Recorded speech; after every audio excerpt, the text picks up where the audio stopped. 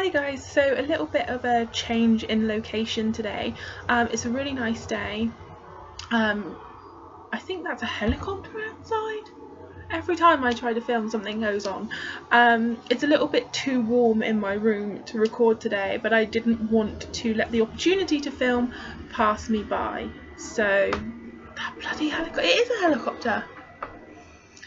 Oh Lord. I didn't want to lose the opportunity to film. So here I am, and I wanted to do a little bit of a book review today, but not really. I just wanted to talk about a book that I just finished reading, and that's The Tattooist of Auschwitz by Heather Morris. And I don't do many book reviews on my channel, but I really wanted to just talk about this one a little bit. So I'll start by reading the blurb. It is a little lengthy. The Tattooist of Auschwitz is based on the true story behind one of the most potent symbols of the Holocaust, the blue numbers tattooed on prisoners' arms. When Leo Sokolov, a Slovakian Jew, was given the job of tattooer in that terrible place, forced literally to scratch numbers into his fellow victims' arms in indelible ink, he used the infinitesimal freedom of movement that this position awarded him to exchange jewels and money taken from murdered Jews for food to keep others alive. If he had been caught, he would have been killed. Many owed him their survival. There have been countless books about the Holocaust, but none quite like this. Leo Sokolov understood exactly what was in store for him and his fellow prisoners, and he was determined not to just survive, but to live his life to the full. Terrible though his story is, it is also one of hope and of courage, and incredibly it is a love story. Waiting in line to be tattooed, terrified and shaking, was a young girl. For Leo, a Jack the lad, a bit of a chancer, it was love at first sight.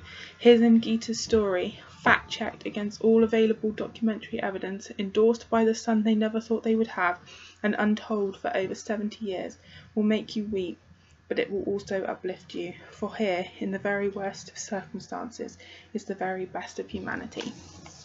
So, like I said, a little bit lengthy, but first of all, this cover, I want to say like and love and enjoyed about this book, but it feels almost wrong to say that, you know, because of what it's about. But I do really like this cover. I think it's very striking. And I love that you've got like the numbers there. You can see that it's based on a true story. So I actually started reading this on my Kindle. I downloaded it as an ebook, and then when I saw this in the supermarket, I was nearly finished the book by that point, and I was like, I really want to own a physical copy of this for my shelves. So that's why I have the physical copy to show you. I started reading this. I don't know what took me so long, because I actually downloaded it a good few months ago. It was in one of my ebook hauls. But I started to read it, and I read this in a couple of days. Like I said, it feels really weird to say I enjoyed this or that I loved it, because obviously it's very hard-hitting, because, you know, being in the camp, being pretty much starved, seeing people being shot for no reason at all, the crematoriums, it's obviously not a pleasant subject matter. But the fact that this was also based on a true story, but it was told in a novelisation form, so I think it was much easier to sort of take in and absorb because of that. But it was a really good novel. It opens up with Leo making his way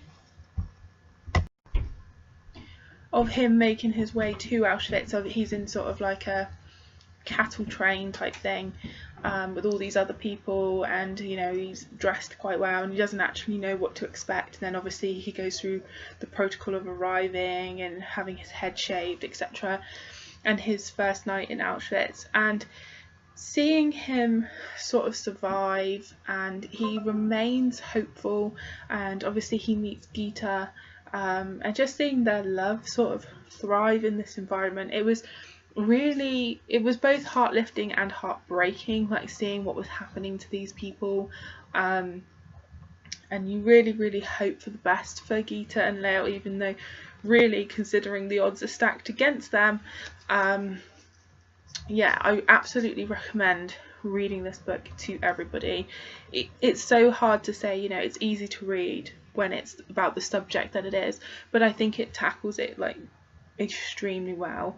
And yeah, like I said, I would absolutely recommend picking this book up to everyone, even if you don't normally like historical novels. I think the fact that this is based on a true story, and this man kept his story hidden for like 70 years, and then when Gita died, he sort of spent time talking to Heather and telling her the story for 3 years, and then he died. But as well, you get a word at the end of this book from Heather about how she talked to him and how the story came about, and then also the very last word is from their son. So it's just absolutely amazing. I loved having the I don't want to say story, because you know it is a true story, but having like the novel section, and then having the little bit at the end about Heather, about how she wrote it and how she talked to Leo and got his story, and then you know the very bit at the end from their son. It made everything that bit more real, I think. But yeah, I can't recommend this book enough. I'm pushing it on everybody. Like to my mum, I'm going, read this, and you know, I actually got my boss at work, I got her to download it, and as I'm recording this, she is actually reading it. And when I spoke to her the other day, she was about 15% through, and she was like, I'm hooked, I'm absolutely hooked. So yeah, I'm pushing this on everyone, because I think it's a book everyone should read. I actually do want to take a trip to Auschwitz. I've wanted to go there for a very long time, because obviously of what went there, what happened there. I think you don't really understand it, I think, until you're there, and I just want to see it with my own eyes and sort of pay my respects, kind of thing. I've wanted to go for a very, very long time, but I want to go with someone that wants to go as much as I do, because it's not the sort of place you want to drag someone around if they're not interested. But yeah, absolutely pick this book up, guys. I can't say that enough. So yeah, if you have read this book, let me know what you thought of it in the comments down below. Thanks so much for watching, guys, and I'll see you all soon.